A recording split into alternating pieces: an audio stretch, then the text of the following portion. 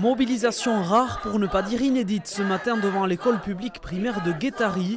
Une soixantaine de parents d'élèves ont souhaité manifester leur ras-le-bol. Voilà désormais plusieurs mois qu'une professeure de l'établissement est régulièrement absente sans que son poste ne soit remplacé, laissant à l'abandon les 29 élèves de la classe de CE2. Les enfants sont pénalisés puisque soit les enseignants laissent les portes ouvertes et viennent jeter des coups d'œil et les enfants s'occupent comme ils le peuvent, donc en dessin, en livre, en tout ce qu'on veut.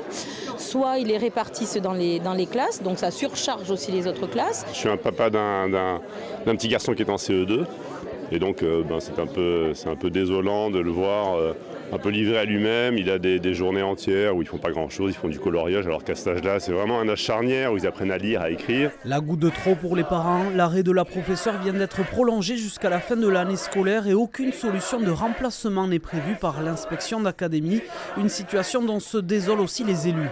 Là, il y a une annonce pour une absence qui va être longue. Il doit y avoir une solution qui est apportée pendant cette période.